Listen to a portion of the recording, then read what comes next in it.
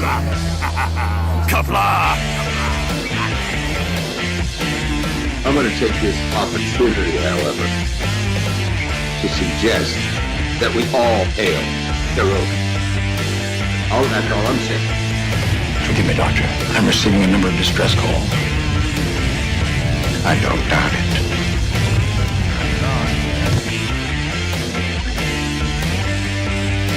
Y'all remember the 50 waitresses. Have a mighty fine night. You come in peace, surrender or be destroyed. Here to make war, we surrender. False good. Important things are giving you peace. When the appointed hour arrives, the Marauders will deactivate their cloaking devices and begin transporting Klingon shock troops directly to the landing zone. Landing zone? Where? Tell me. Why not? Your feeble weapons will be useless against us. We will kill all your males and take your females to mate You got a with. wireless mouse? It's your mouse? All right. Oh, The Federation's taking over, whether you like it or not. yeah. You people, you've been running this planet like a seaport planet. From now on, it's going to be under one roof. You're going to run it like a... We got 40 seconds. You're going to make a profit every 5 seconds. Look, these 3 words written larger than the rest. A special pride never written before or since. Tall words proudly saying, "We the people." This one. No, you hit the wrong You hit the button that took away the song and just put my head in a jar on the screen, Charlie. one. Hit the button. Now hit the other this button. Hit this button. Hit the bird of prey button. button. Yay! Yay, Charlie. Oh, you're off camera, Charlie. There you go. Yeah, good job. Oh, I'm sorry, Charlie. Oh, I'm sorry, Charlie. Touch. I'm glad. Charlie's a little tired. Hello, world. It's BirdOPrey 5 with NephewOPrey, Qapla, and welcome to Bed Life for Friday, Good Friday, April 2nd, 2021, one of the holiest days in Caroga. It, of course, marks the day the Easter Bunny is born each year, and then spends the next 2 days in Easter Bunny Academy before he brings candies and hard-boiled eggs to all the good orphans of Caroga. And other children, not just orphans. Hi. There we go. Ow. Go. Oh, No, I think he's afraid of heights. He just wants to be held. Yeah, you can't pawn him off on his uncle's shoulder this week. Not afraid of it. We got bed knobs and broomsticks playing in the background. NephewOPrey was singing along to me singing The Old Home Guard and Portobello Road. Great movie. He also had a level, well, you know what? Don't worry about it. There's a little bit of a mess MomOPrey and SisOPrey had to clean up. It happens, as they say. As the shirt says, it happens. As the shirt in Forrest Gump says.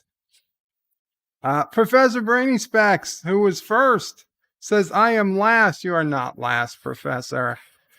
Is it? Yeah, okay. Microphone is working. Not Ryan Johnson says, "Hello in Qapla. Hail Caroga. Hail Caroga." Actor says, "I'm the one that's last after the one that was last after Professor Brainy Specs." Professor Brainy Specs says he's the mostest lastest ever. Actor says, "Nuh-uh." This is the quality of the comments. Professor Brainy Specs says, "Actor, it's just the way it is. Not Ryan Johnson says, I'm so late, I thought it was Bird's first live stream. Moxley fans is NephewOPrey, Qapla Bird, MomOPrey, SisOPrey, NephewOPrey. Hope you're all doing well on this Good Friday. Thank you, Moxley fan. So far, so good. No pun intended. And Moxley fans is Good Friday to everyone. Dan23 says it's Good Friday in England. It's Good Friday here too. Moxley fan says hello to Dan. Resolute Germ says hi all. Qapla. Resolute. Professor Brainy Spec says we can hear you. Yes, I know. I needed you guys to know that if the screen turned on unexpectedly, it was because NephewOPrey was at the controls. Mike Richards says greetings from Columbus, Ohio. Greetings, Mike Richards. Moxley fan says hello. And says we the people. We made it to we the people, I think, before NephewOPrey changed it to the head in a jar screen. Jedi Bill says hello, BirdOPrey, Qapla, Brother Warrior, hail Caroga, hail to Jedi Bill. And for those who are wondering, Jedi Bill's still in the hospital, but at last update is planning to come home tomorrow, planning to be discharged tomorrow. We look forward to that, Jedi Bill. And I hope it works out for you, of course. But if it had to stay another day, we make the best of it. But I am looking forward to you getting home and getting better. Resolute Germ says hello to Moxley. Actor says soon Charlie will be working for CNN. If there's still a CNN. Jedi Bill says hello to Professor Brainy Specs. And 47 Yorktown says hello, young sirs, and puts in the NephewOPrey and the jar emoji. Qapla, 47 Yorktown. Dave G Sound says hello, Bird and all. And Dave G, why don't you have a wrench? Wait, we got to give Dave G a wrench. Dan23 says Easter Bunny, indeed. Professor says hello to Jedi Bill, who says hello to Not Ryan Johnson, who says hello to Dave G. And Moxley, did you have a wrench and then ask to take it away or what? Because I'm giving you a wrench too, and if you want me to take it away again, I will. Dan23 says Star Trek First Contact Day is the 5th of April, and they will have a new interview about Star Trek Prodigy. Well, I guess I better keep an eye out on that. What's the 5th? Is that Monday? Monday? No, it's Wednesday. No, the 5th is Monday. Okay. The 5th is Monday, so it's good to know. Actor says Good Friday. It's Vernis Santo. Vernis Santo. I guess that's Good Friday in Espanol. Jedi Bill says hello to Moxley. Mike Richards says what's up to Professor Brainy Specs. Jedi Bill says hello to 47 Yorktown. Good evening. Dan says I wasn't aware other countries having Good Friday. Oh yes, Dan, it is a worldwide Christian holiday. Professor Brainy Specs says hey to Mike Richards. Not much. Like Easter. Any place that has Easter has a Good Friday. Moxley fan says BirdOPrey, no Bird, I've never had a wrench. Well, you do now. You do now. Not Ryan Johnson hails to Jedi Bill. Professor Brainy Specs says watch Star Trek First Contact on Monday. That's a plan. John Iraqi donated $1 super chat. Thank you so much, John Iraqi. And you got Kirk yelling, "Come!" Where are we? Dave G says, hello, my friend Jedi Bill. Glad you are headed home, sir. Absolutely. Resolute Germ says, Dan23, it's a Catholic thing, so it's everywhere. Captain Trek says, hello. Qapla, Captain Trek. Moxley fans says, BirdOPrey, thanks for the wrench. You're welcome. And Dan23 says, understood. You are welcome. You okay, SisOPrey? Uh-oh. Sassy, come here. Sassy girl. Sassy. Come here, baby. You want to be on camera, Sassy? Come here, Sassy. Sassy girl. Come back there. You'll be on camera. Go by the door. I don't have, I can give you a pretzel. I can give you a pretzel. You want a pretzel? Pretzel stick for Sassy? Can you see her? Ah, you just see her back. Your butt was on YouTube, Sassy. Oh well, she's coming back around. Okay. Carlo Albanese says hi and hope everyone's as well as can be. Qapla, Carlo. P-Cat says word bird. Qapla, P-Cat. Carlo Albanese, hail Caroga, hail Caroga. Carlo, a bit of warning if you head into Space Engineers at any point. Caroga is now officially at war with the Alpacans. They destroyed Duet Station. Yeah, with the Alpacans. They destroyed the Duet Station. Partially was my fault. I forgot how to. I didn't forget. I realized what happened. I converted Duet Station, and nobody's going to understand what I'm saying if you don't play Space Engineers. And even those who do play probably don't understand, but I still have to say it. I converted Duet Station to a station instead of a ship, so it would save on game resources. But the shield emitter for a station is a lot bigger than for a ship. So I was using a ship shield generator instead of a station shield generator. So I had to change. Forgot to change Duet back to a ship so the shields would work. So we had no shielding. So we had no shielding when we needed it, and just a simple shuttlecraft was able to eventually defeat the defenses of the base. Moxley fan with a $2 super chat. Thank you so much, Moxley fan. Says thanks for the wrench. I wish I could donate more. You don't have to donate anything, Moxley. No pacifier in the mouth. Yeah. Yeah. You take Not- it crowded. Yeah. Oh, good. Okay. It's his pacifier. It's not mine. He is happy. The happy baby. How are Caroga's relations with the island of Nabumbu? The island of Nabumbu remains neutral. They don't like people. They're looking for a soccer coach, referee. Actor says sassy on cam, yeah. But says Uncle Remus. Welcome, Uncle Remus. Dan Android says I recently discovered that in Star Trek Generations, there's a TOS computer console and a comm wall panel on that station. Okay, I had not noticed. It's time for what?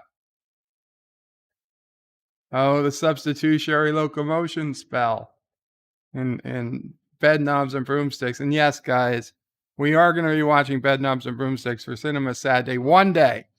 Not this week and probably not next week. Tomorrow is 13 Days, which is a pretty epic movie about the Cuban Missile Crisis. And then I'm not sure what we're doing after, but I don't think it's this, but it's soon. One day it will happen. Carlos says, I can't wait to get tonight over with. Then I'm off tomorrow. Work's been so busy. Oh, I'm sorry to hear that, Carlo, but I hope you get it over with it soon. Carlos says, Bird of Prey, they destroyed the dignity as well. War will bring it back. Oh, they destroyed your dignity as well. War will bring it back. We will. Let's put it this way. I went today to my other bases and turned on the shields, the transport jammers, and all the other things. We have enough uranium to power them. No worries. Vincent Gallipo says, Hail Caroga, Vincent. Jedi Bill says, hello to Carlo. Hail Caroga. Praise the Insomniac Soup. And always enjoy a good brew. Dan says, don't sit on an Easter egg. That is solid advice. Hector says, NephewOPrey, if I were you, I wouldn't fall asleep with NephewOPrey lurking around, as risky as having no shields up. Well, here's the good thing. When I sleep, I have a full face mask on for my CPAP machine, so NephewOPrey cannot stick things in my mouth while I'm asleep. So it's kind of like having shields up. No challenge accepted. You can't do it. Now, she could still write on my face or something, but they're not going to actually stick anything in my mouth.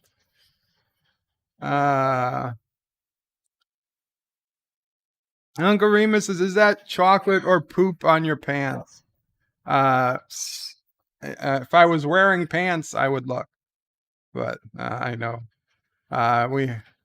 Could be either, says NephewOPrey. Dan23 says, I've seen bed knobs and broomsticks. It's awesome. It's awesome. Professor Brainy Specs says, watch Star Trek Generations on Sunday, April 4th. Isn't that a day before First Contact? Carlos says, praise the soup, Jedi Bill. Enjoy a good brew with Captain Trek. And as always, hail Caroga. Hail Caroga indeed. Dan23 putting in the poop anti-tracker emoji. Dave G. Sound says, 13 days, great flick, know it by memory. Awesome, Dave G. This will be my first time watching it. Carlos says, Jedi Bill, I hope you're recovering well, as do we all. Darius Joseph told me how to pronounce the name, and everybody knows I'm terrible at pronunciations. Darius McMusin says, Qapla, bird, Qapla, Darius. John DeMarco says, greetings, John. Carlo Albanese says, NephewOPrey, I've been saying this for ages. I'm glad that you have finally done this after losing 4 ships, 2 stations, and a ball from a dictator machine. Keeping the shields on? Yeah, well. Not Ryan Johnson says, NephewOPrey, oh great, now you'll be waking up with donuts on your head and a picture drawn on your face. Well, hey, if I have donuts on my head, then I'm waking up with breakfast, as far as I'm concerned. Carlo Albanese says, remember, turn on weapons. That's a... You know what, Carlo? You're right. I didn't turn on the weapons. I put up the shields. I forgot to turn on the weapons. And Carlo is saying, Dear Bop. We'll get to the Dear Bop. Chris Perzer donated $5. Qapla, Chris. Thank you so much. And he says, in defense against that Turdistani downvote, we need kissing Dax. Well, for $5, Chris. For $5, you guys get what you asked for.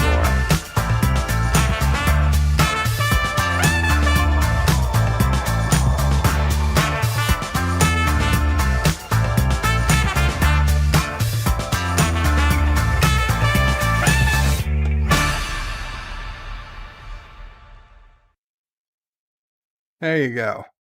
If I can force it, or I can force it these days, and that's a lot more intimate than the short, random one that comes up. Thank you, Chris. Greatly appreciated. For $5, we can make kissing Dax happen. Where are we? I got to remember to turn the weapons on. Professor says it's also the movie before Star Trek First Contact. Right, Generations. So you watch it before. I got it. Darius says, lol, it's all good, NephewOPrey. You can just say Darius M. Well, Darius, if you don't mind, I'll probably just say Darius until we have more than one. Carlo Albanese says, remember the Alpacamo. Darius says, hail to Chris. Professor Brainy Specs says to Dave G, what? Darius says, groovy. Moxley says, hey now. Chris Berger says, oh yeah, thank you, NephewOPrey. And Qapla. Carlo says, cheater. It's not cheating. D.D. Meyer says, NephewOPrey, Qapla. How are you and the family doing? Doing okay, Dee Dee. Thank you for asking. The whole family, well, not the whole family, but the immediate family, MomOPrey, SisOPrey, NephewOPrey, Sassy, are all here. We're going to celebrate Easter tomorrow, an early Easter, because SisOPrey is going to leave early on Sunday to go home, and we wouldn't want to. SisOPrey apparently bought almost all the food, or all the food for tomorrow, so we'll eat it tomorrow, and this way we can have an actual Easter meal, and then Sunday she can take her time and leave when she needs, rather than having to rush through food and then get the hell out. Because of traffic, yeah. So that will be interesting. And I don't know what that time will do to when we'll do. I guess we'll probably be doing Cinema Saturday at at 3 p.m. We should be done eating by that time, I'm guessing. So yeah. So it was Easter. We're going to be doing Easter Eve dinner tomorrow. Yes, Easter Eve. Thank you, SisOPrey. We're gonna have chicken fried biscuits. You got chicken fried biscuits? I don't know, you didn't. Mike Richards says woohoo, Qapla, Mike Richards. Jedi Bill says hello to Chris Perzer and good evening, brother. Dee Dee Myers says greetings and hello to everyone in chat. Jedi Bill says hello to Dee Dee and good evening to brother warrior. Hail Caroga. Thank you, Jedi Bill. Darius says Bird of Prey, that works okay. Cool. Chris says hail to Jedi Bill. Hope you're doing well.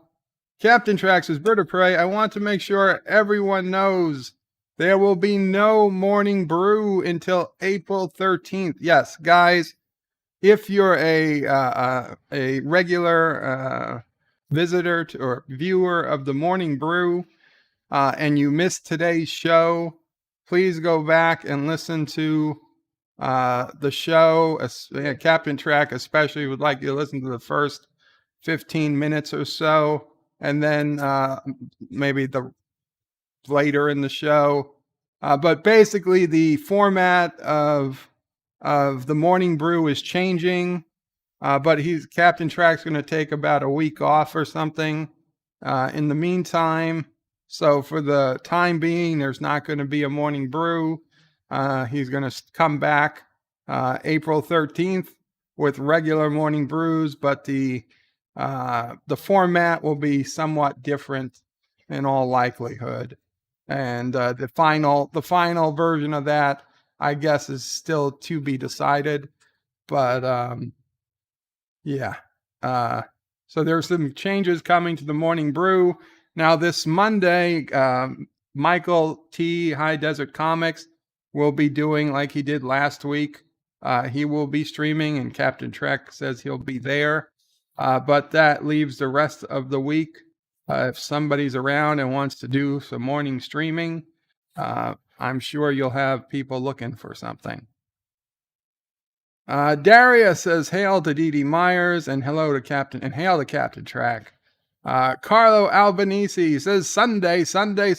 Bird of Prey 5 might eat the out-of-date spam. MomOPrey save for him when he reviews Futurama. Tune in to find out. That could be Easter spam Sunday. MomOPrey, what do you think? I doubt. She doubts it. It's getting close. Last time was a firm no. This time was just a doubt. Chris, because she knows every week it's just going to get older and older. She's going to break at some point. Never. Chris Perzer says, hail to Captain Track. I hope you have a splendid Easter weekend. One Sunday, SisOPrey is going to be here and give it to me. You know you can't stop that. Captain Track says, hey to Darius. Jedi Bill says, hey to Carlo Albanese. I'm feeling great. Awesome. Awesome, Jedi Bill. Jedi Bill says hello to Captain Track. Chris Berger says, can't stay. Have to go outside and grill some fish. Have a day, everyone. Have a great day, Chris, and enjoy enjoy grilling some of that fish. I hope it goes well. Geeks Enjoy Nerdronica donated $2 through Super Chat. Says, I love watching Bird every effing time. Every effing time. Every effing time. Thank you, Geeks Enjoy Nerdrotica. Every effing time with the leaf blowers or the spam phone calls. Fucking solar panels. Every effing time the phone rings, it's solar panels. I don't want solar panels. How can they sell solar panels by phone all this much? It's ridiculous. Oh, and the car warranty. The car warranty. Who buys car warranties from unsolicited phone calls? Why are these people allowed to be out there? Okay, there should be a list of people, Caps, who have bought car warranties from unsolicited phone calls, and they should not be allowed to vote.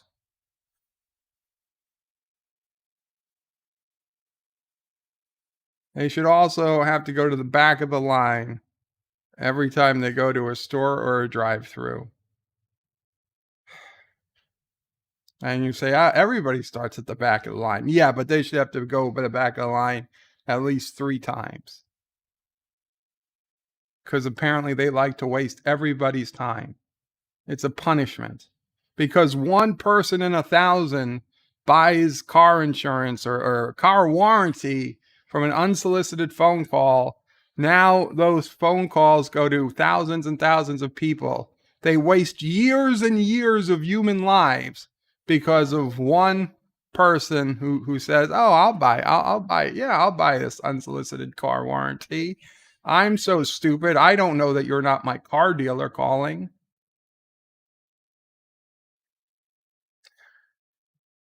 People need to be punished. I'm sorry. I like to think of myself as a friendly emperor, but some people have to learn. You've got to learn. Stupidity must be punished. I'm sorry. Anyway, good luck with the fish, Chris. Captain Track says hello to Chris Perzer and hope he's doing well. Professor Brainy Spec says, Dave G. Sound, why are you damning to me? P-Cat says, Captain Track, I look forward to your return. Carlo Albanese says, wait, what was I going to pop up? I can't wait for the return of the brew. Yeah, Carlo, we'll miss the brew, but absence makes the heart grow fonder, or so they say. Dan23 says, hey to Captain Track, and a lot of people eat lamb on Easter. Yeah, we're doing ham. Dave G. Sound says, Jeff, I just thought it was funny that you kept mentioning First Contact. Carlo Albanese says, no soup and no brew make Carlo something. Yes, great Simpsons reference. Dave G. Sound says, good afternoon to Captain Trek. Darth Maul, Qapla Darth Maul says, a firm no and a flaccid yes. Professor Brainy Specs is confused to Dave G. Sound. Captain Trek says hello to Jedi Bill, and thank you to P-Cat. Geeks Enjoy Nerdrotica is laughing. Uncle Remus's bird, you look shorter for some reason. Yeah, I'm slipped down in my bed, and I didn't pull up because, frankly, SisOPrey and NephewOPrey were here, and we were really busy. But I've usually I'm like my head stops here. It's just the way it is. It's just the way it is. Also, might be the angle of the camera. Carlos says solo roadways. Dan Reese says America for dinners. They sometimes have biscuits, which in England is a bread roll, and a biscuit is like a cookie. Yes. I'm aware of the difference. SisOPrey wants to clarify that it would be chicken fried bread rolls. Is that what she's looking for? Resolute Germ says hello to Captain Track. Looking forward to seeing what you decide with the brew. John DeMarco says, rant time. Carlo, Captain Track says, hey, hi to Dan. Dan says, excuse the spelling mistakes. Dan, I didn't even know there was any mistakes. Please, Dan, I get every third word wrong. I'm not worried about spelling mistakes. Captain Track says, good afternoon to Dave G. Darius is laughing, or at least smiling. Uncle Remus says, I got 3 calls on my cell phone today for car warranty. Someone must be buying this garbage. It's exactly true. And it's the same thing with spam emails and freaking Nigerian Prince scams. Every single time there's somebody who falls for it. If there wasn't 1 in 100 or 1 in 1,000 or 1 in 100,000 people falling for this stuff, nobody would be wasting their time and money doing this. I mean, these things, they're very cheap, but they're not free. Okay? They still got to get somebody they have to pay to run these scams or to send the emails or to buy this program and the server space to run the email bot. They are cheap, but they're not free. Okay? If nobody bought it, they couldn't fund themselves. But if 1 in like 10,000 people fall for it, then they can fund themselves, and we all have to suffer. You know, if and I'm not saying I support this, but if somehow Microsoft and Google and the big tech company oligarchies got together and said, you know what? We're going to charge you 1 cent for every email you send. Yeah, everybody would be up in a hissy fit, but in a day, all the spam would stop. All the spam would stop. If you had to pay just 1 cent to send an email, all our spam would stop. Would that not be worth it? Best thing ever. NephewOPrey says at work it would be the best thing ever. Yeah. I mean, literally companies would probably pay you a extra money because of the money it would save them. Okay? The amount of money a corporation spends on stopping spam in any given year is a lot more than it would cost to pay the cent to send the legitimate emails.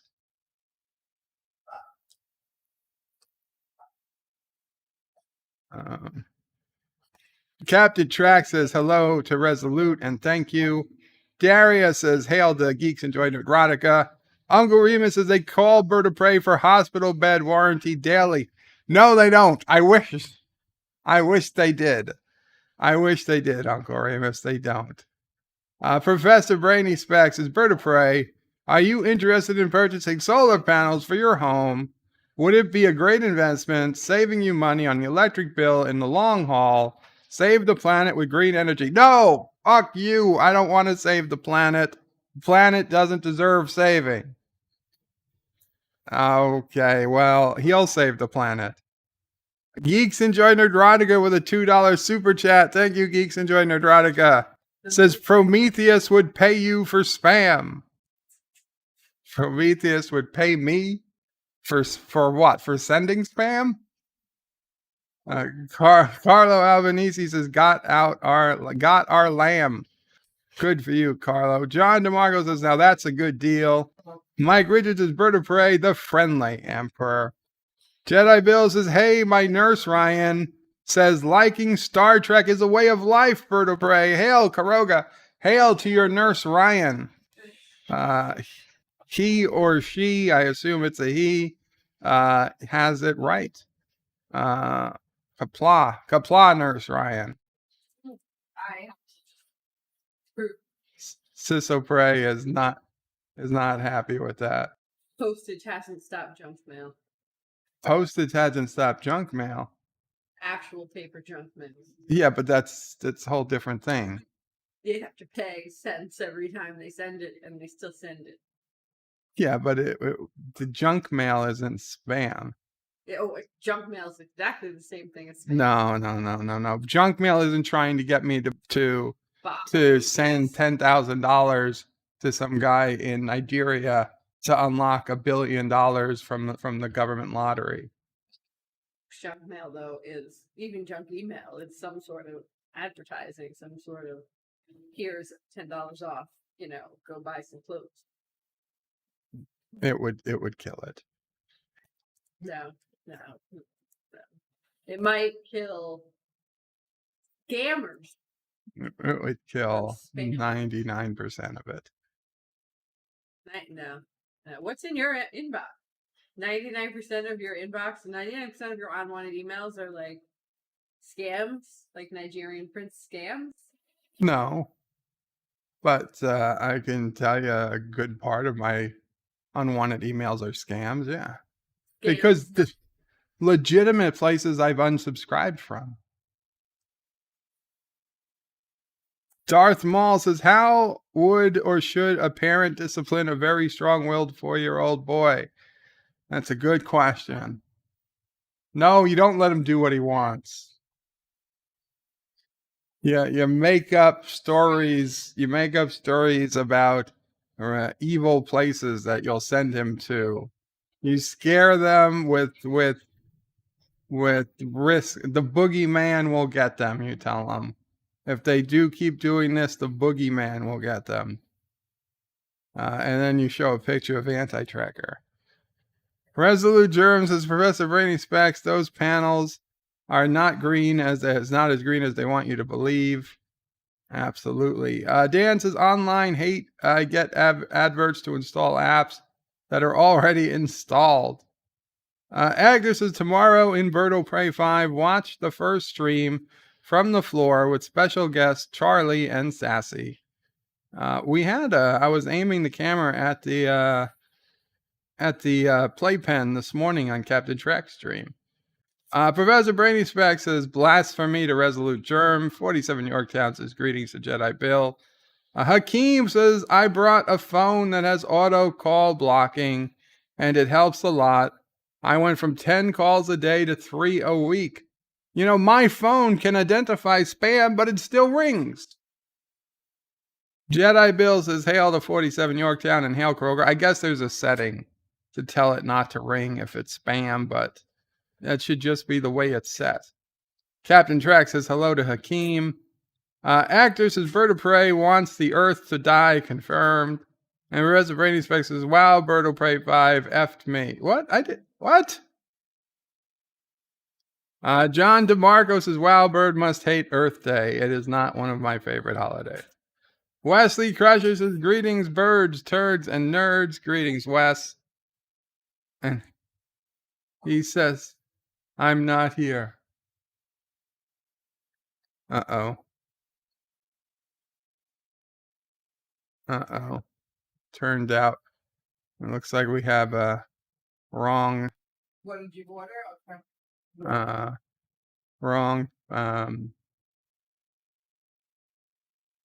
What's that? Formula. Baby formula order came in. Jedi Bill says, hello to Geeks Enjoying Nerdrotica.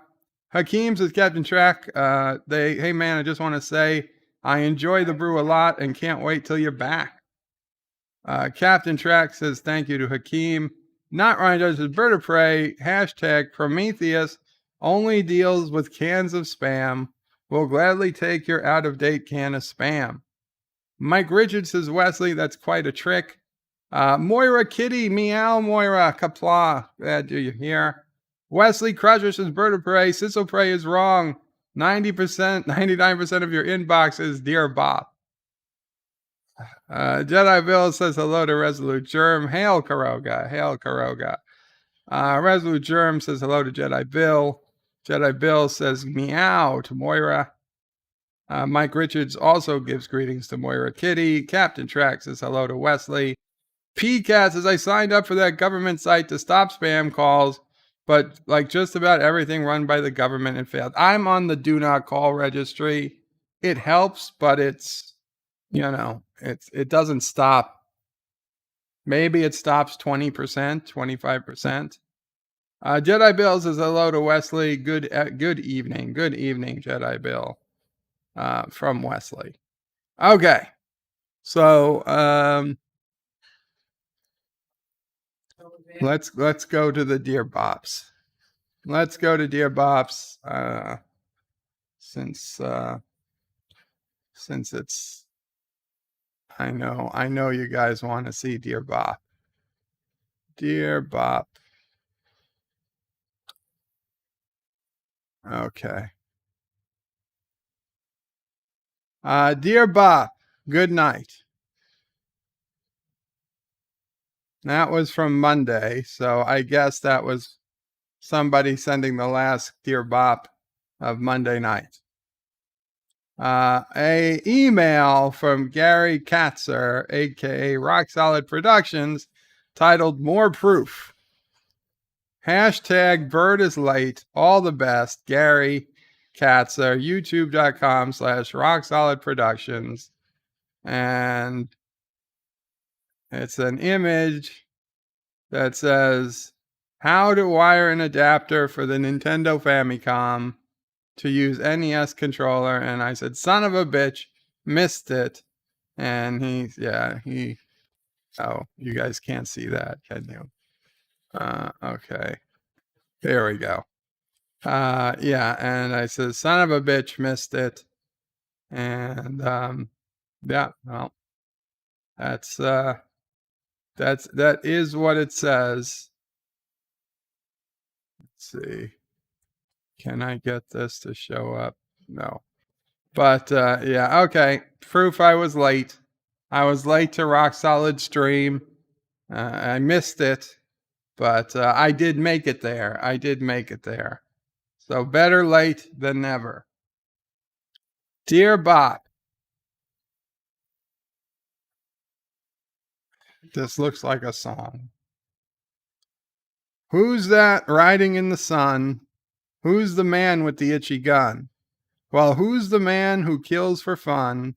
Psycho Dad, Psycho Dad, Psycho Dad.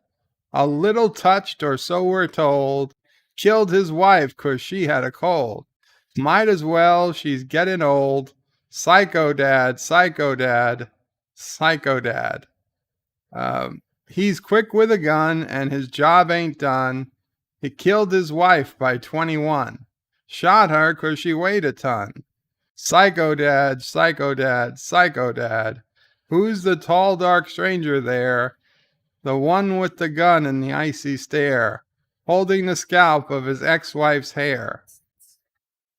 That is a very disturbing song or poem or whatever it is. And then it ends in 3 verses of Psycho Dad, Psycho Dad, Psycho Dad. That is, somebody here needs help. Yeah, if this is you, if this is well known, then so be it. But if you just came up with this, you probably want to speak to a specialist. You say, but aren't you a specialist, dear Bob? I am, but I need more than that to go on. Dear Bob, growing up happens in a heartbeat. One day you're in diapers, the next day you're gone. But the memories of childhood stay with you for the long haul. I remember a place, a town, a house like a lot of other houses, a yard like a lot of other yards, on a street like a lot of other streets. And the thing is, after all these years, I still look back with wonder. That's a very interesting paragraph. Is this a well-known poem or something? Let's Google it. Search with Google search. Quote by Daniel Stone. Yeah, Daniel Stern. Growing up happens in a heartbeat.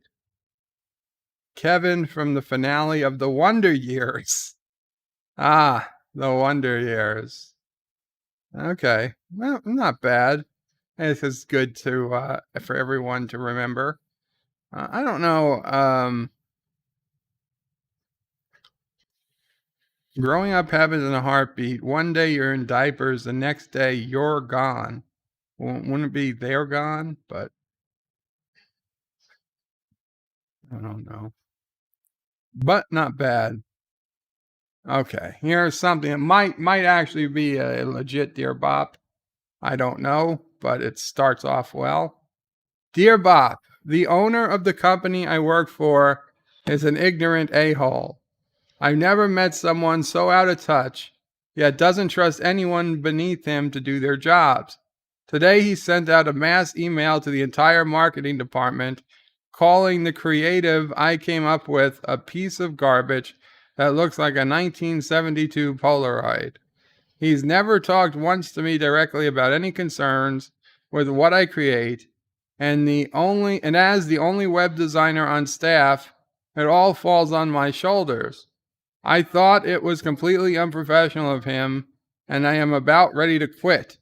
If his checks ever stopped clearing into my account, I tell him to F right off. Unfortunately, I'm stuck where I am at current. I get it.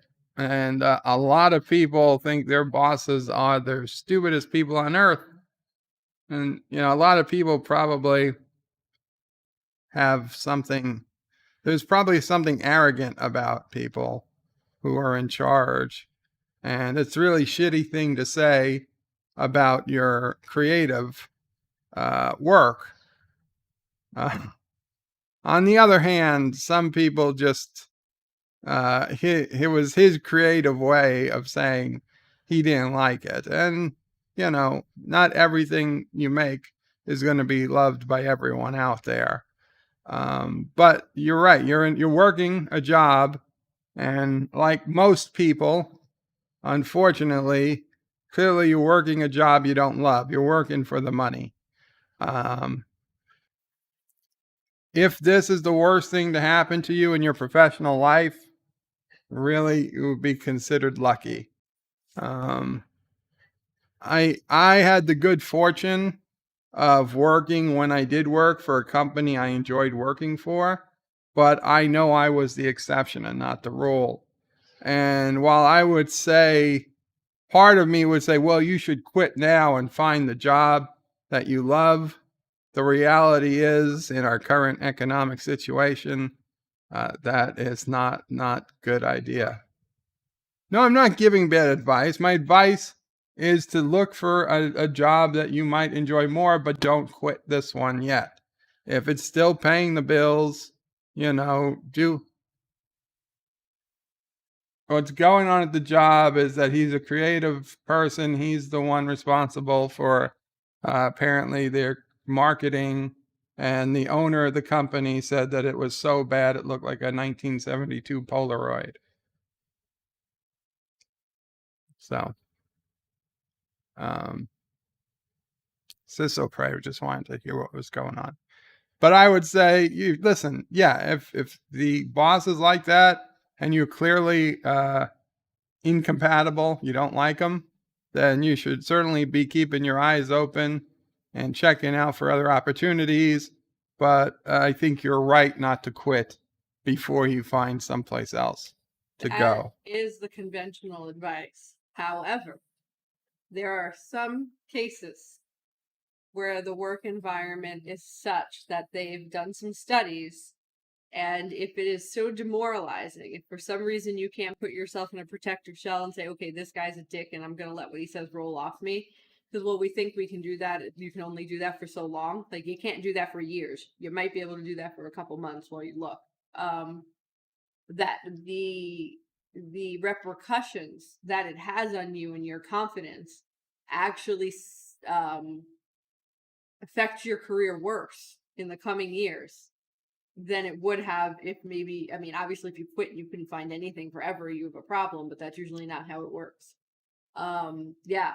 So while you are in a better position also to negotiate if you have a job at the moment, you just don't forget to weigh it against that. How long can you really put up with it before it really starts to get at you and has a lasting effect on your confidence to do your job, even when you are at a new job in a better environment. The idea is if it makes you second guess yourself for the next 10 years, then you should have quit on the spot. You would have been better off quitting, is the point of that study. If what he's doing isn't making you, if you know it's just a short time and you can get through it and you won't be permanently second guessing yourself, or even second guessing yourself for 2, 3, 4 years after that, then that's okay. But when it rises to the level of the things that you were saying he said, that's where I say it's a little more, I call that more than a creative difference. Like that's a little bit of a personal attack. So as Joey would say, shields up. And if it starts to make a chink in those shields, then chink, like in your armor. Right? Yes, that's what it's called. When your armor gets, when someone shoves a sword into your armor and it makes a hole, you look it up. Anyway, if he gets through your shell, consider leaving. I should say he or she did Yeah. what? ESPN writers fire offensive headline. I literally Googled it. A chink in the armor. Well, that's not okay. ESPN has fired the employee responsible for writing the offensive headline about basketball sensation Jeremy Lin and suspended an actor used the same ethnic slur. The headline said, chink in the armor. Yeah, I see. I thought that was problematic language, It's OPrey. problematic language in that case, for sure. That was problematic language. Referring to actual armor. And it's still, maybe, I don't know about you, but I know from Uber Eats, some of the emails I get, they just tell me to hashtag stop Asian hate.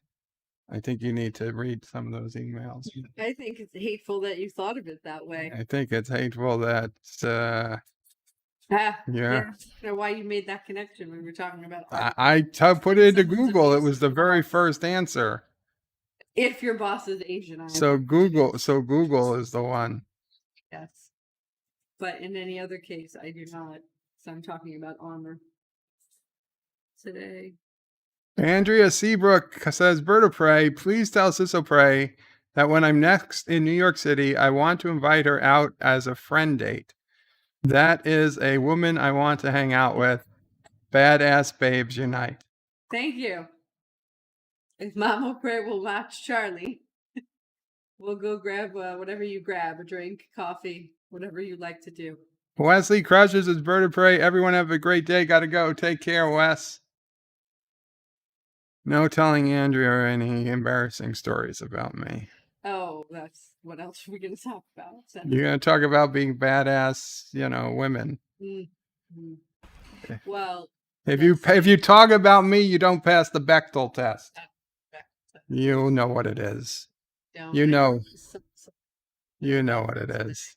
Captain Trax is NephewOPrey. While I agree with OPrey on her advice, and under normal circumstances in these times, she is wrong in capital letters.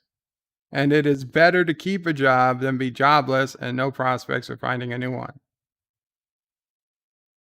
Well, here's my issue. If you have no prospects of finding a new one when you're jobless, you also have no prospects of finding a new one when you have a job. It only makes it slightly harder when you're jobless. It is true that employers like to see you employed, and it is true that it puts you in a better negotiating position. But ultimately, if they need your skill set and you match it and you interview best, you'll get the job.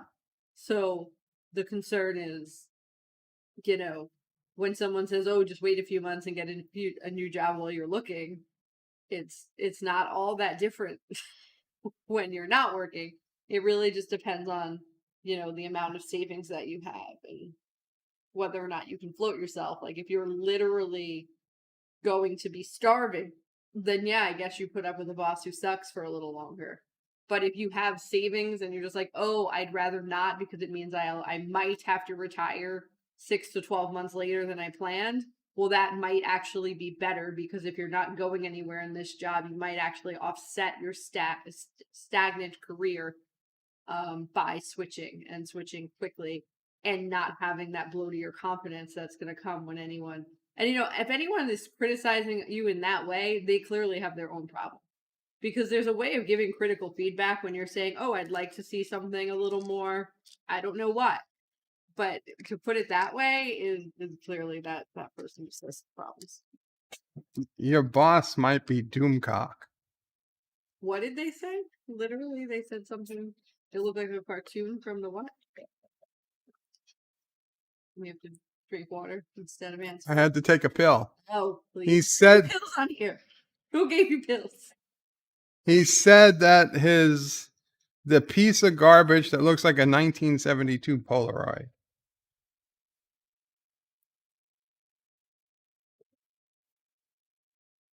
That's interesting. As I said, it was very creative. Yeah, because if something looks like an old Polaroid, that's actually a really good look. The person is probably feeling threatened, and keep that in mind. Because when someone has real feedback to help you improve, they give it in a very different way, right? So, do you have a 19? You do have a 19. I have a 1978 Polaroid. And who does that look like? Everybody guess who it is. That's Uncle Joey. And he and Charlie Baby have some resemblance. Thanks, Mom. You're welcome, son. Anytime. Yeah, a 1978 Polaroid. So you see, a 1972 Polaroid is actually not that bad a thing, especially if it's a 1978 Polaroid. Joe, Sassy's nails needs to be cut. I know Sassy's nails need to be Who can cut. come and cut Sassy's nails? Her vet can come and cut. No, I was asking your constituents if anyone's nearby and they're good at this. She really just doesn't trust people. No, she doesn't like it. We gotta drug her. Pretty good too. Gotta drug her. I had drug her to get her here. Girl, she was so cute on the plane. She couldn't even hold her head up. Yeah, she was such a little puppy.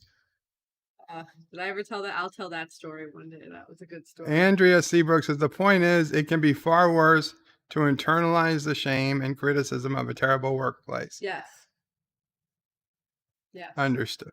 Yeah. So that's where you get into for how long can you last, like I was saying, with your armor on to not internalize it. It's not forever. A lot of people like to tell themselves they're okay.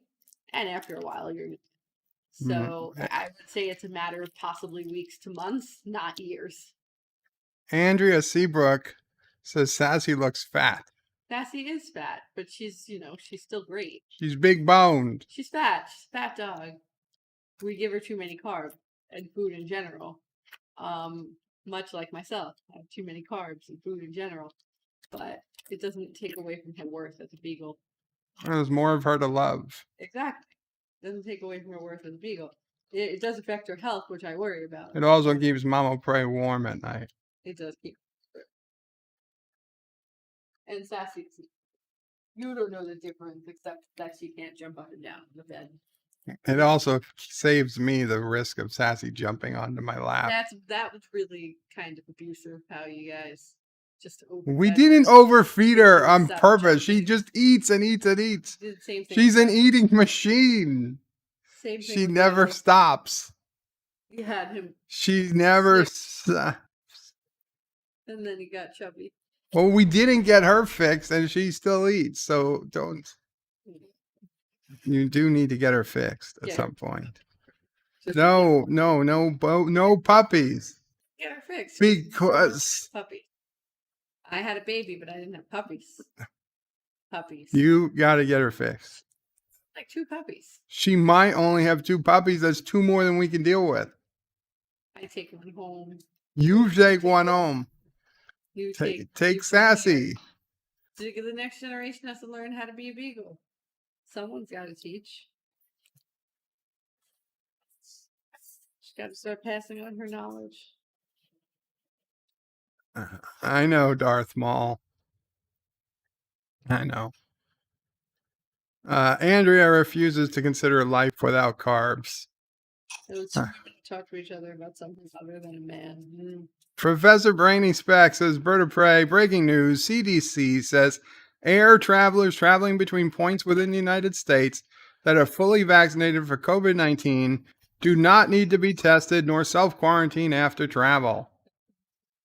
opinion or a question? No, it's breaking news. The CDC says. You don't have to do anything. Well, I guess if you're fully vaccinated, no. Baby who's not vaccinated. Then you still have to. He has. Captain Shrek is saying it's far worse to be jobless and homeless than criticism of a terrible workplace. 100%. But people have a tendency to do what they call catastrophizing, which is saying that if you're not employed, you're jobless and homeless. And I've been jobless several times and never homeless. Knock on wood. I hope that knock on brother. Wood. I very much hope not. But point being is you usually have a support network of people who will help you, and or your savings is enough, and or your unemployment plus your savings is enough. So it really just depends on where you are.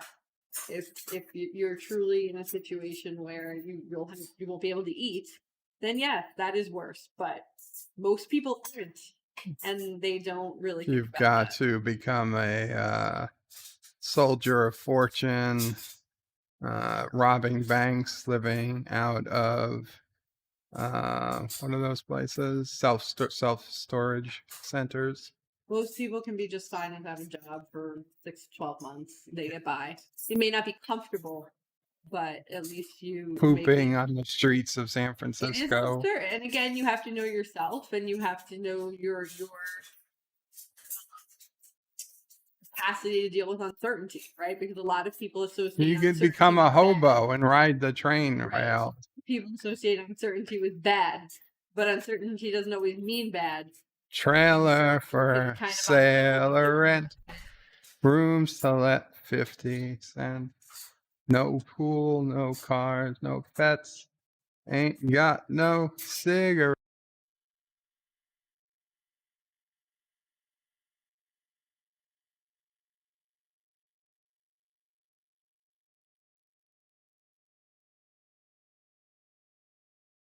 I guess it's worth it, right? No matter what.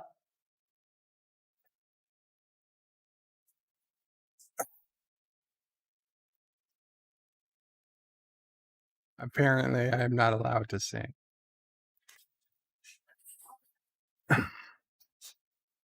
Dear Bob, anyway, to the guy whose boss called him called it a 1972 Polaroid, I do feel for you. I understand what it's like to be in your position, though I personally wasn't in it in my life. So I understand that's coming from a position of imagination and not where I myself was in that position.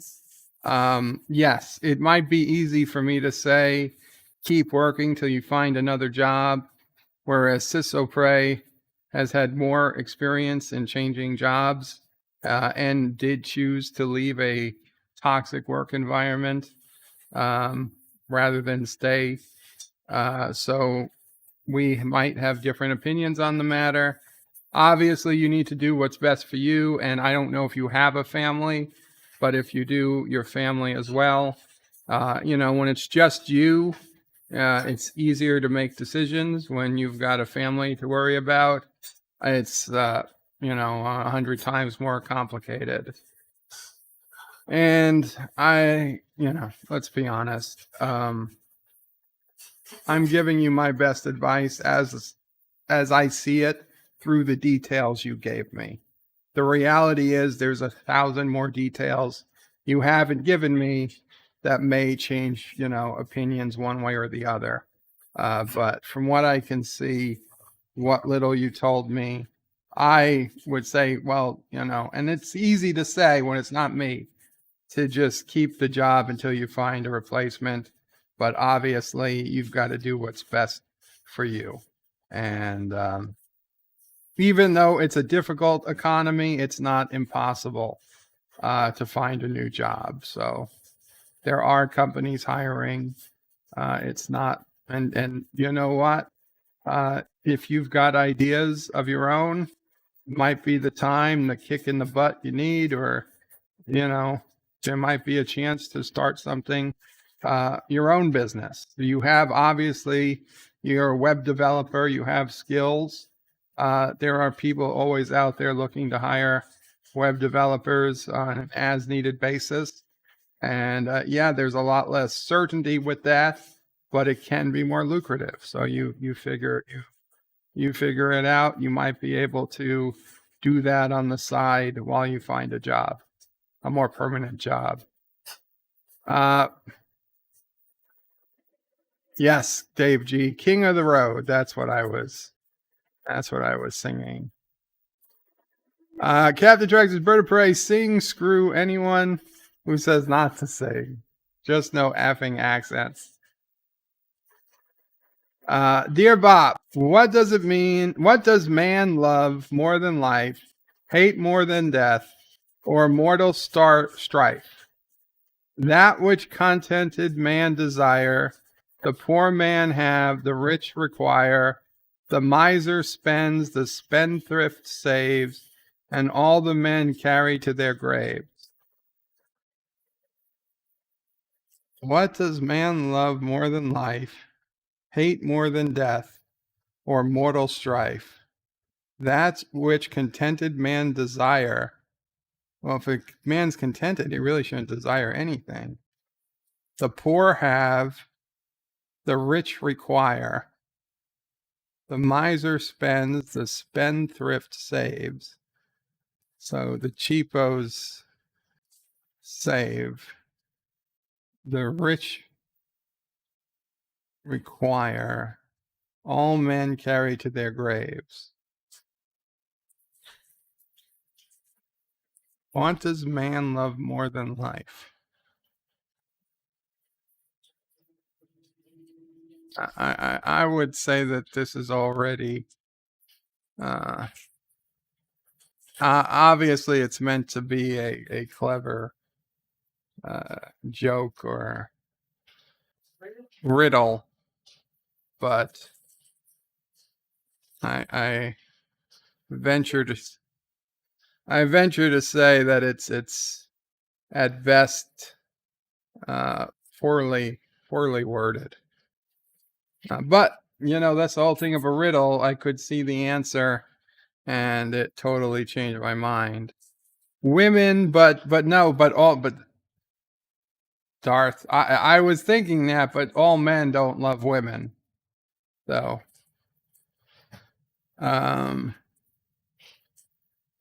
There's that.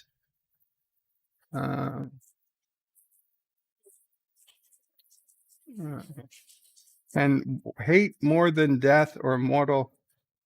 What does man love more than life, but also hate more than death or mortal strife? So it's already a nonsense answer. I'm going to see if the next Dear Bop has the answer. Otherwise, we'll have to Google it. Oh, no. Okay, so we're Googling it. Search with Google.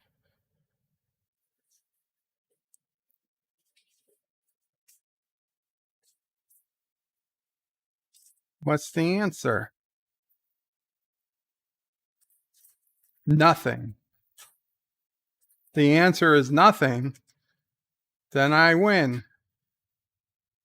Because I said there was. What does man love more than life? Nothing.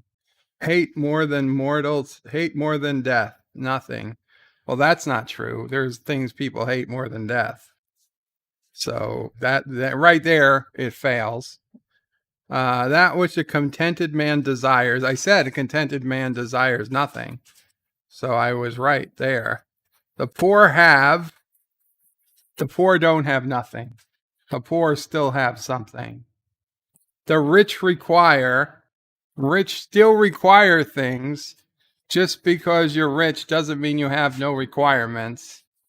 The miser spends. The spendthrift saves. And all men carry to their graves.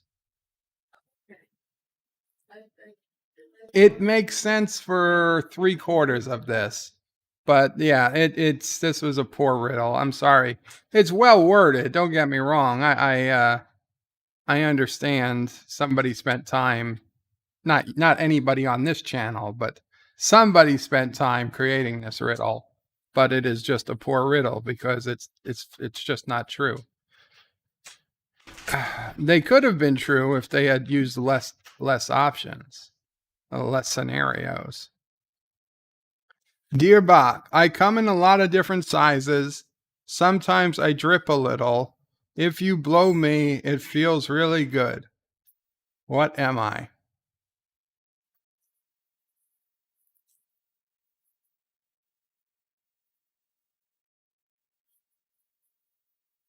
Okay, obviously it's not what it's trying to be. Because Bubble. Air. I don't know that it feels good to blow a bubble. It's fun. okay, well they're trying to make it sound like it's a penis, but it's clearly not. Blow.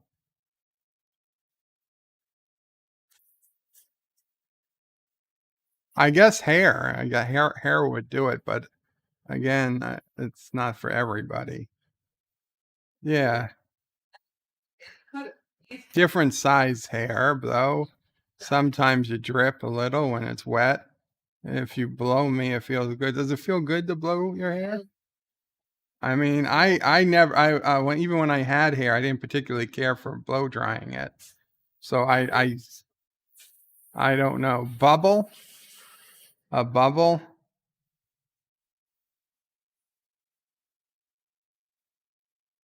A bubble could be a bubble. Not a kite.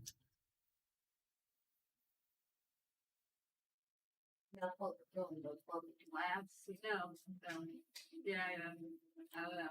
Is the answer in there? No. Well, I'll Google for the answer. I'll Google for the answer. All right, so we'll let it step.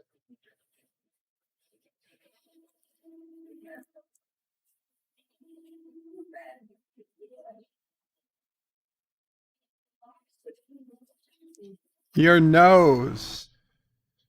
I come in a lot of different sizes. Sometimes I drip a little. If you blow me, it feels really good. I don't feel great blowing my nose. Yeah.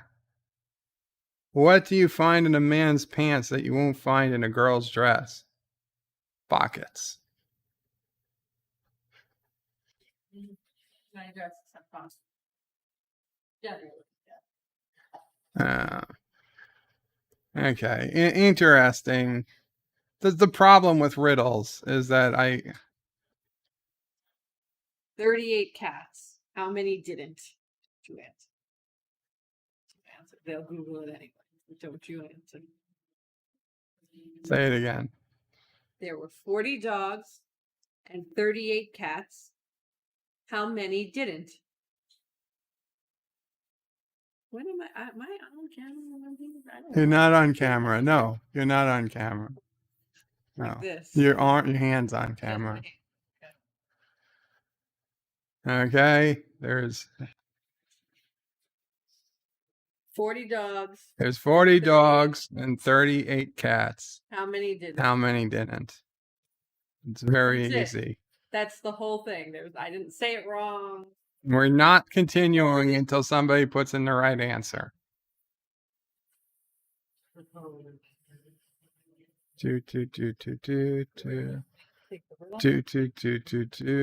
Somebody out there has to show they understand. We give it like 10 minutes and revisit it. You just want to circle back? We'll circle back to this. I'm not making fun of corporate lingo. Rock solid, 10. Well done. Well done, rock solid. You see, if explain the answer. I can't explain the answer. 10 minutes will explain the answer. And we'll explain the answer afterwards. You have to think about it for a little while. Dear Bob, if you get repeated emails from Hormel, you should not open it. It's likely spam. You see that? That's funny. Do you get it, Sinnabun? If you get repeated emails from Hormel, you shouldn't open it. It's likely spam. The company that makes spam. Okay. See, that was a genuine happy smile. Dear Bop, do you have an OnlyFans? I do not. And I'm not planning on making one. If you'd like to support the channel, the best thing you can do is join the channel, the YouTube join button. I would appreciate it. And I would say that, if you do go to the governor level, although Sinnabun hasn't been interested in it, but if you join at the governor level, you can get a at least monthly meeting with me and if she's available, NephewOPrey, through like Skype or StreamYard privately. We can have a private non-YouTube talk. So that's the closest things to an OnlyFans. Dear Bop, creative that the owner shit on today.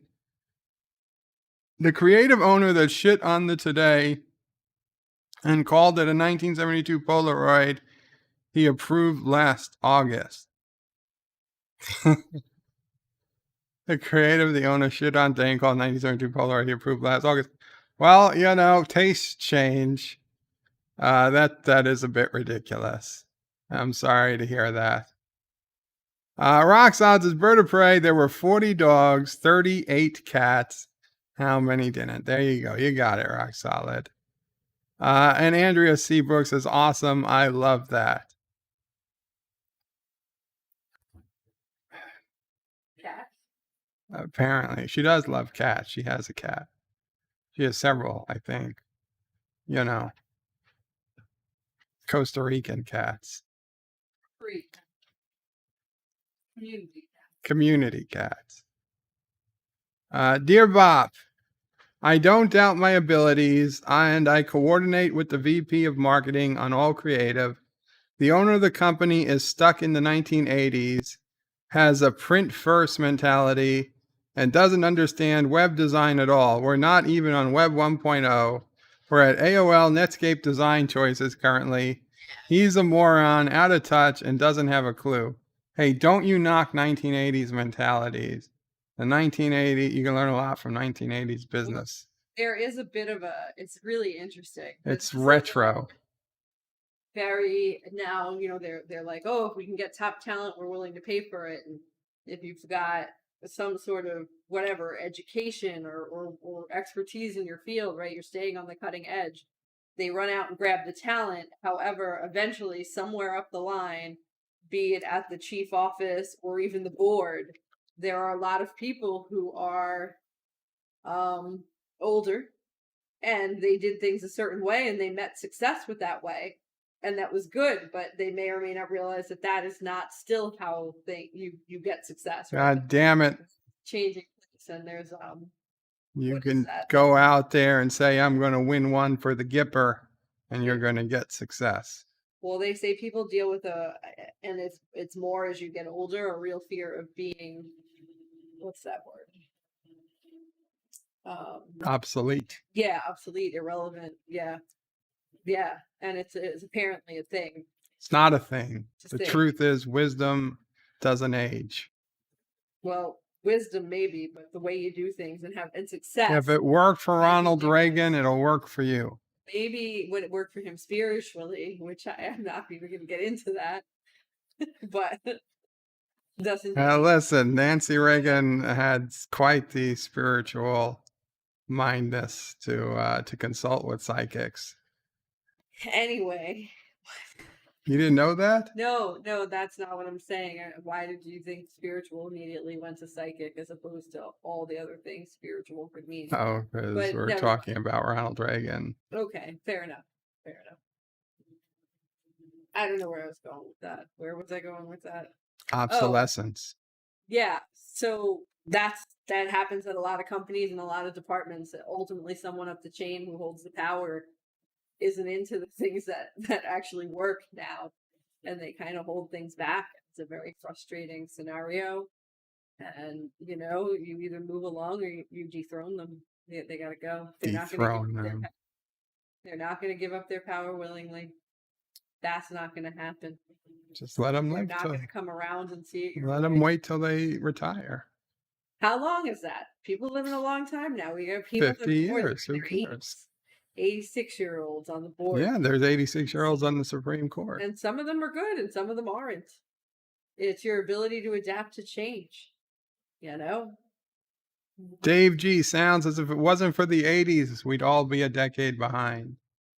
Also, we wouldn't have Star Trek The Next Generation, which means we wouldn't have had Deep Space Nine or Voyager or Enterprise or NephewOPrey, who was born in 1980.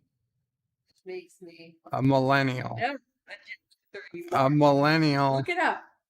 I can find places that say you're a millennial. The only places that say I'm a millennial say you're a millennial. No. So if we're both, if it's 75, There are places that say 1980 is a millennial. Really hard. It's usually 81. What year did millennials start? 1981. I can fix that because it's Wikipedia. No, don't. I'm going to go edit Wikipedia right now. That would be incorrect.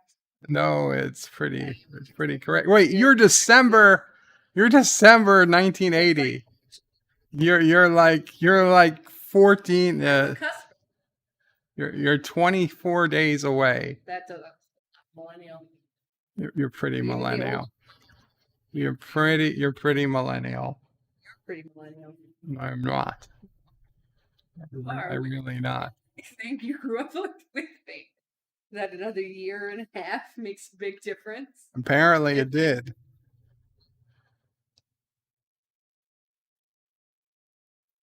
Jedi Bill says hello to Rock Solid Productions. Yes, Dan Rock Solid said he's going back to lurking mode after answering the dog ate cat question. Andrea says this convo could be between my brother and I. It's the sibling O'Prey show. Space Kissinger says 82 to 2002 was the millennials. Huh? Said 1982 to 2002. So here even less millennial from Space Kissinger. Dear Bop, too many puppies are being shot in the dark. Too many puppies are trained to bark at the sight of blood that must be spilled so that we may maintain our oil fields. Too many puppies, too many puppies, too many puppies are taught to heal. Too many puppies are trained to kill. On the command of men wearing money belts that buy mistresses, sleek animal pelts. Too many puppies, too many puppies, too many puppies with guns in their hands, too many puppies in foreign lands are dressed up in sharpened suits of green and placed upon the war machine. Too many puppies are just like me. Too many puppies are afraid to see the visions of the past that brought to life again. Too many puppies, too many dead men. That sounds like something from Vietnam. I think that was very effective because it's like, oh, puppies, and then you're like, oh, but people talking about young people. That's sad. So sad.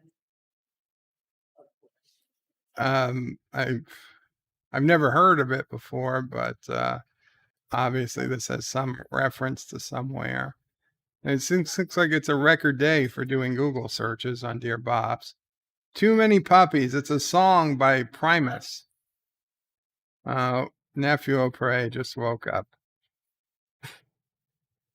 A song by Primus. Yes, Primus. John Araki with a $1 donation, super chat. Thank you, Qapla John Araki. Greatly appreciated. Dear Bob, a sincere and earnest question. Are these emails truly anonymous?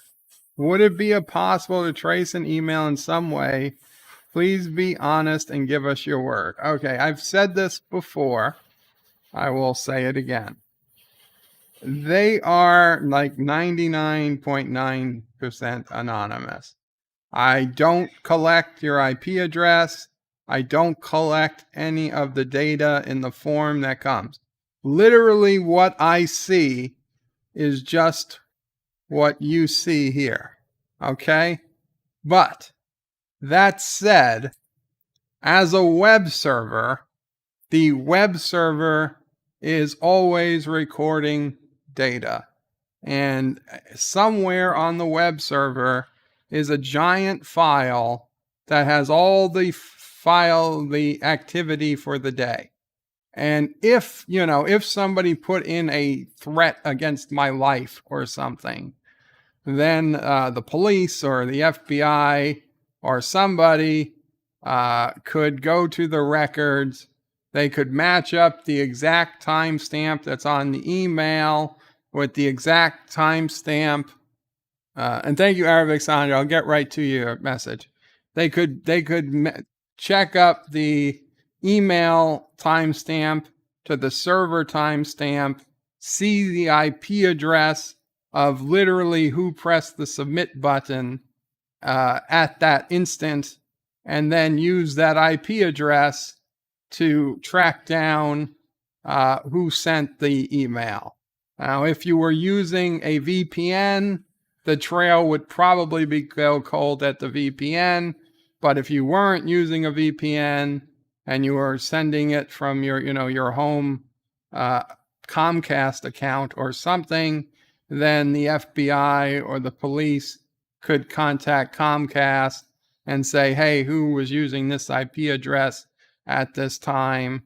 And they would probably tell them, and they could be traced back that way. I personally don't have a way to trace it back to anybody by name. If I wanted to do a lot of work, I could come up with the IP address of who sent the email and possibly the company who sent the email, like Comcast or AT&T or Verizon Fios. But that would be as far as I could go. And I can tell you, unless it was something godly awful, not even a threat against me, but a threat, God forbid, against NephewOPrey or something, I'm not going to do that. If you just call me a fat, smelly, lizard man, so be it. I don't care. I'm not going to try to look that up. But that's it. It's as anonymous as you can truly get on the internet. There is nothing that's truly anonymous on the internet. But that's as close as you can get. And Arabic Sonder with a $5 super chat. Thank you so much, Arabic Sonder. Says, Qapla, I think we're all in-betweeners like X-Zennials. There's a lot of us that are, pretty close, but I consider myself a solid Generation Xer, although I remember in high school, one of my high school English teachers kind of pissed that saying she used to be considered a Gen Xer, but then they moved it down so that we were considered Gen Xers. Now, in hindsight, I don't know, what could she have been, 6 or 7 years older than me at the time? So yeah, it's very possible we were all in the same generation, but it seems like the date changes as life goes on. They make adjustments to when the start and the end of a generation is. So you don't really get the final answer as to when a generation begins and ends until you're 40 years old. And then you can go back and say, yeah, that's when that generation started. So I hope that helps you with your question about if it's anonymous.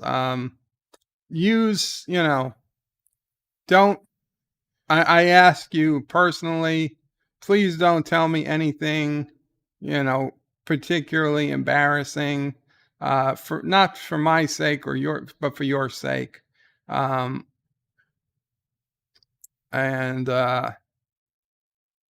again, my email, my server, knock wood, is pretty secure. I haven't had any breaches that I'm aware of, but there's always the possibility that due to a flaw in software or in the operating system, that somebody else could get access to my server and could get a copy of the logs. And in which case they could conceivably go back and find and attempt to access, who sent what, dear bot. It is a minuscule risk, but it is a risk nonetheless. So, use some common sense, and please don't send anything too sensitive. While it is anonymous, it is for entertainment only anonymous. William Jackson says, exactly, Bird of Prey. My teachers were the same. Yeah. Particularly this one teacher. No. Who was the youngest, I think, of all my teachers. Dear Bob, how does one disappear completely? How does one be completely removed from the space-time continuum? That is what this person needs. This writer needs non-existence. Please help. You know who.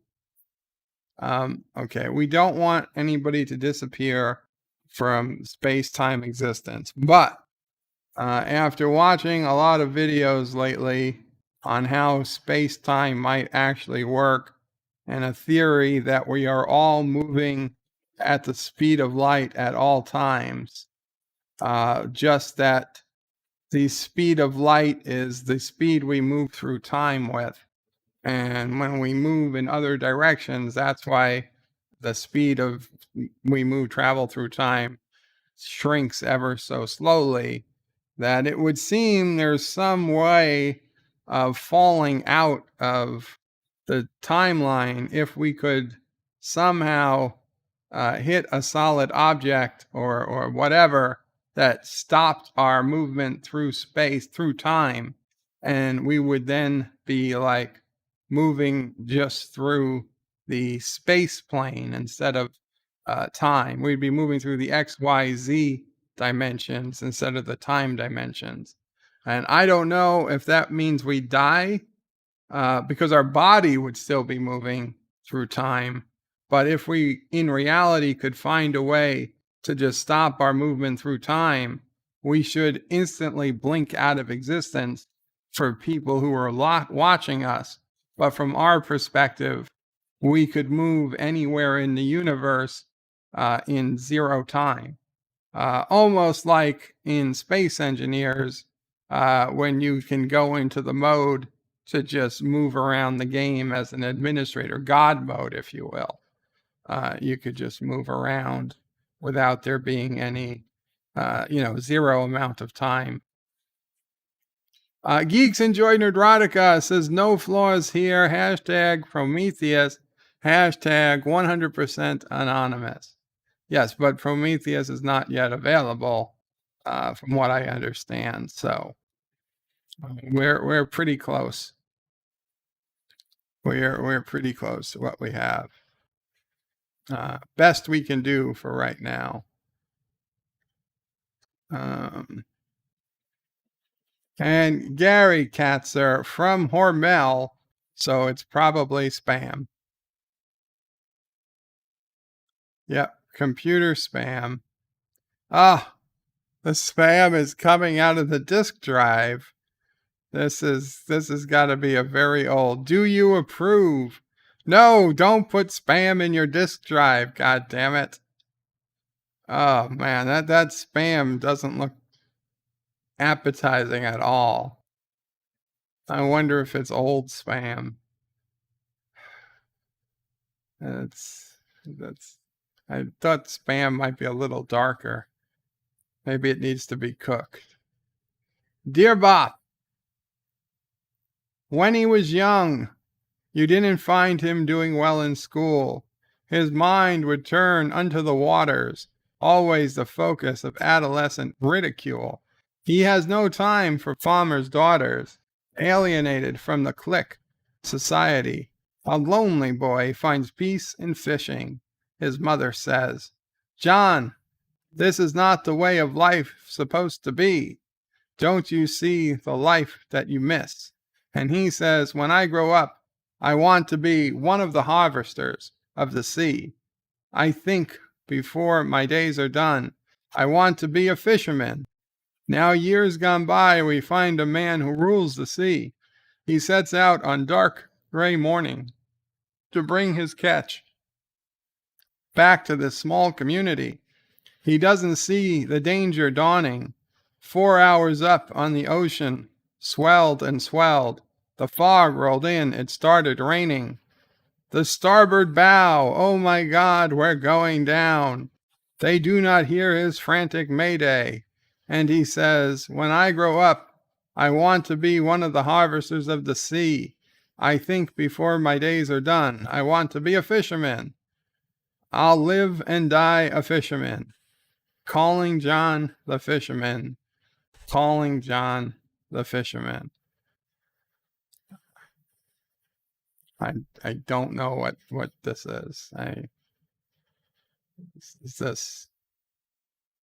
Guess we're going to the Google again. No time for farmers' daughters. I think he's a little, John the Fisherman, another song by Primus. Primus? Never heard of him.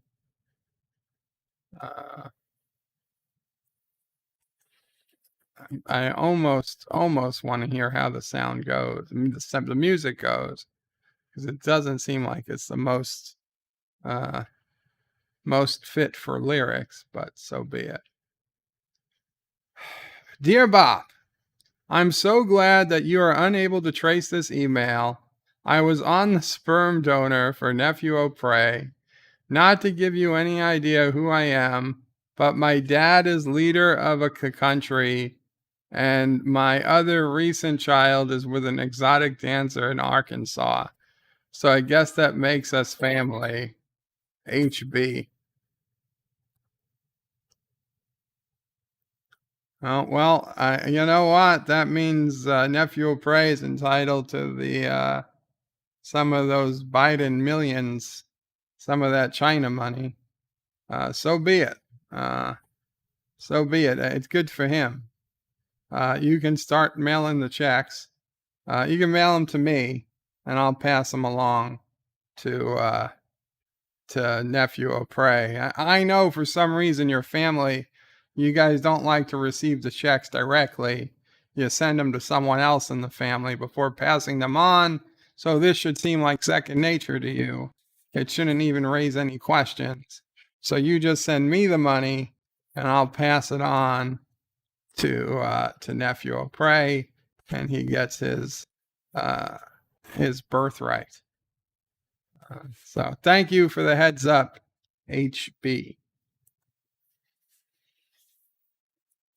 Well, that was an interesting Dear Bop session, and we had SisOPrey there to talk, give some advice. Andrea Seabrook says, I actually have 2 middle names, making my initials ASFS. Note that I extended a carefully worded challenge if our middle initials match. Not that they are the same letter, for example. I see. So you put out a challenge. So if somebody had 2 middle initials, that was the only way they were going to win. And they had to be the same middle initials. Very, very thoughtful challenge. Anyway. So it is April 2nd, 2021. Good Friday. Let's see. What have I done this week? Nothing of consequence. I got a building destroyed in Space Engineers. I put out my Godzilla vs. Kong review. It started out doing pretty decent, but I forgot. Then Thursday night, I did the stream. I did my live stream Thursday. I meant to do it on the NephewOPrey 5X channel, forgot, and did it on the main channel. And sure enough, as soon as I did that live stream, and even though I unlisted it after the fact, the Godzilla vs. Kong video, which was doing pretty decent, pretty much died. I got like 150 views before the live stream started, and then I got 5 views since the live stream started. So I killed that video. Forgot I should have gone live on the X channel, but whatever. Life is what it is. I still would recommend watching Kong vs. Godzilla. I want to give a big thanks to Deej, who suggested the movie Greenland. Now, Greenland, it's on Amazon or other places like YouTube, but it's not for free. It doesn't come with the subscription. You have to either buy the movie or rent the movie. I rented it, the 48-hour rental. NephewOPrey and I watched it last night, and it's a movie where a comet hits Earth, and you're dealing with a family who's trying to get to safety.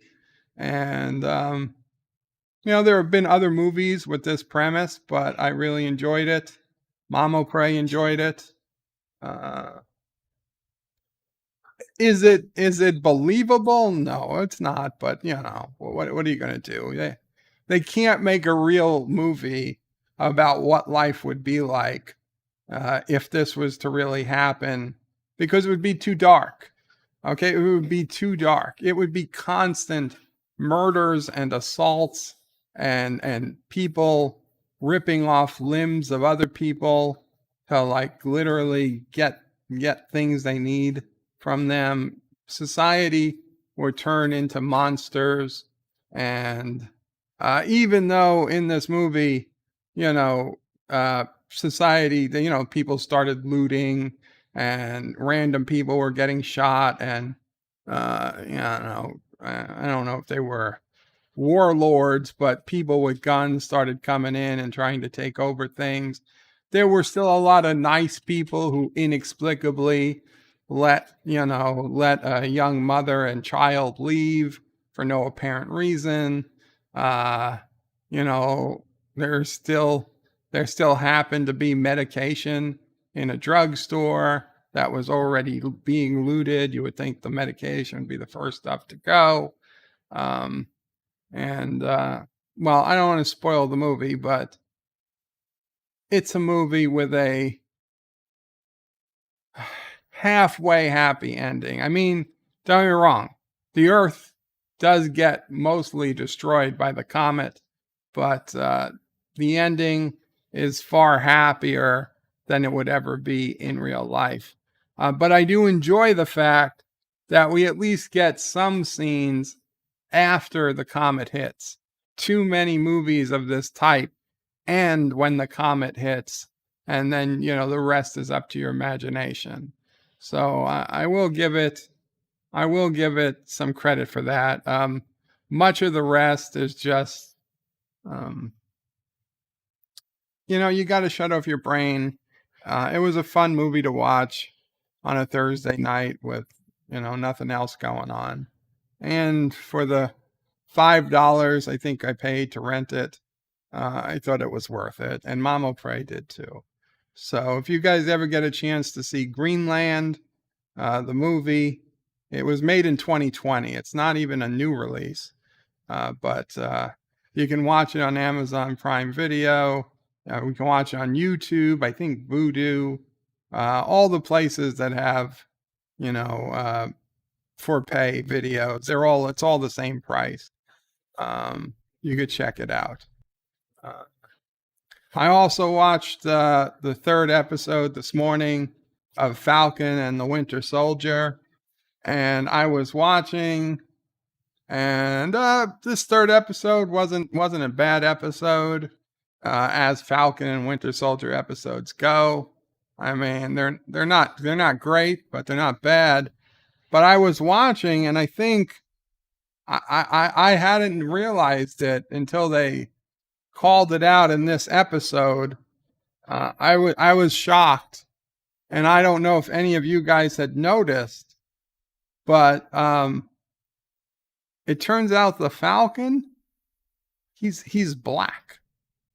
It hit me like a ton of bricks. I didn't even realize. I hadn't even realized the Falcon is a black man.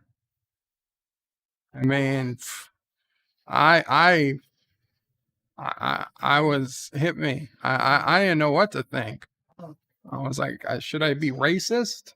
But no, I got an Uber Eats email last week that said Black Lives Matter. So I realized, oh, it's okay that he's black because Black Lives Matter, because Uber Eats, the company from which I order Taco Bell, McDonald's, and Outback Steakhouse, told me Black Lives Matter. So I realized that, oh, it's okay. It's okay. It's okay that he's black because Uber Eats said so. And Uber Eats also said today to stop Asian hate. So anyone who was looking forward to any future Asian hate, I've got to stop that too. Or I think Uber's just going to stop delivering me food. So very important channel updates there. Really surprised Falcon turned out to be a black man, but it's 2021. Black men can do things now. It's an important, really important part in Black history to see the Falcon be denied a bank loan on Disney TV. It's good stuff. You see, last week when he was denied the bank loan, I thought it was because he was an Avenger and he had been gone for 5 years. But it turned out, I think it might have been that the bank was racist. I don't know. But they did have him play the part of some like African prince this week. And it made sense because I was afraid, how can he play the part of an African prince when he isn't even black? And I was like, oh shit, he is black. I was like, oh, well, then it makes sense. Unfortunately, he took his cell phone call during the pretending to be some guy that he isn't. And wouldn't you know it, his sister called him by his real name. And, oh, spoiler alert, they had to fight. They had to fight their way out. They had to fight their way out of the situation. I thought this scene in Falcon and Winter Soldier was just going to be a lot of diplomatic talk, and they were going to use their words, and they were going to get over on the bad guy, and everything was going to go fine. And it turned out, things went wrong, and they actually had to fight their way out of the situation, totally blindsiding me for the second time in the same episode. So it's an easy 9.5 out of 10 for this 3rd episode of Falcon and the Winter Soldier. And I suggest everybody watch it because you're gonna be shocked at all the revelations made in this episode. And hey, the girl from I don't want to spoil it. I don't want to spoil it, but we'll just say Wakanda. Wakanda gets involved in this episode, and I think the Wakandans might be black too. I'm not sure yet because Uber Eats didn't send me an email yet, but I'm pretty sure they might be black. We'll see. We'll see if Uber sends me an email confirming this, but somehow someone will confirm it, because clearly I don't have the brain power to deduce this. Otherwise, there wouldn't need to be so many lines affirming his skin color. Yeah. Andrea says, hey, did you hear? It's crazy. In our schools, American schools, they are now teaching Arabic numbers. I heard about this, Andrea. Arabic numerals. Why do we pay taxes?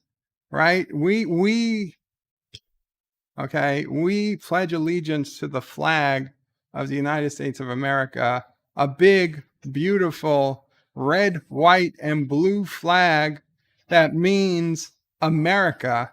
And we're not even teaching American numerals. We're teaching Arabic numerals. Okay? We're teaching Arabic numerals. And NephewOPrey was taught Arabic numerals too, and she doesn't even know their Arabic numerals. Well, she does. Oh, she says she does know their Arabic numerals. Even worse. Arabic numerals, Latin alphabets, Kentucky Fried Chicken. It's like it's all everybody has to, there can't be anything American anymore. What'd you say, NephewOPrey? I heard Russia had its own Georgia for a while. Luckily, they broke away.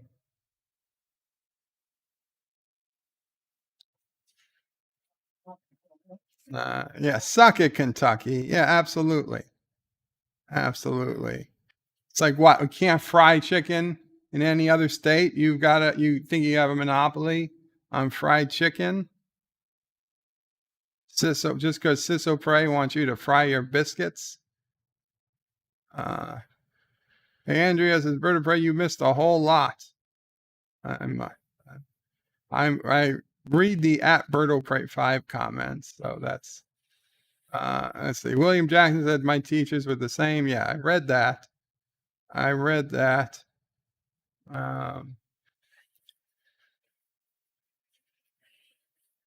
Professor Brainy Specs says Professor Brainy Specs is dull. You're not dull, Professor. Andrea Seabrook says, is it really Greenland? Or is the movie Greenland? The movie is named after the country that's not really a country, but part of Denmark, I think. But the movie is Greenland, one word, Greenland. And I'm pretty sure that the video isn't actually taken in Greenland, but maybe it is. Because part of the movie is supposedly in Greenland. No, the majority of it is not. Some of it's in Kentucky, those bastards. Daniel's Hot Topic says Zemo is a killing machine. He killed a bunch of people in Captain America Civil War, including the Winter Soldiers. And in episode 3 of Falcon, the Winter Soldier, he killed a bunch more people. Yeah. Lots of killing.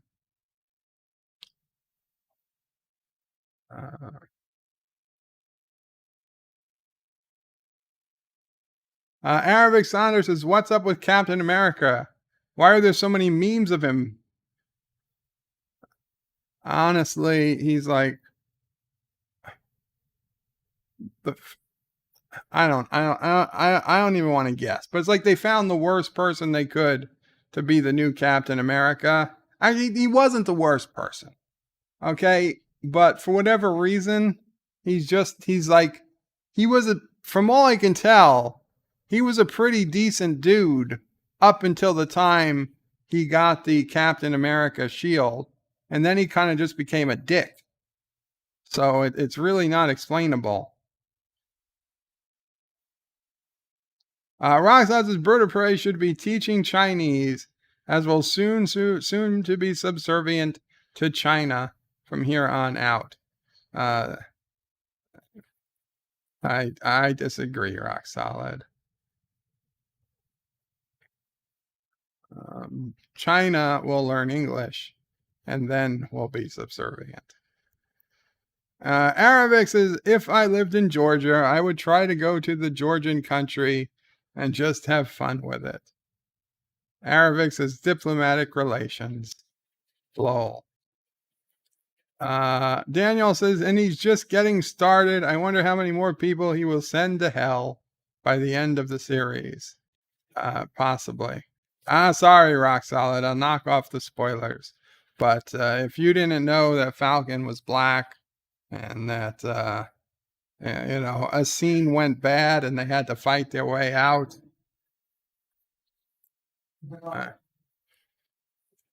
What else? What else do we got? There was something else I was going to talk about.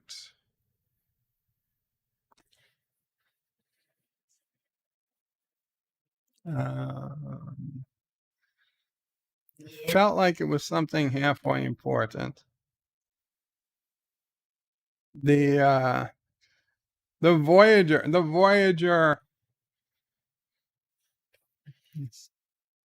That's not it. We got another Dear Bob.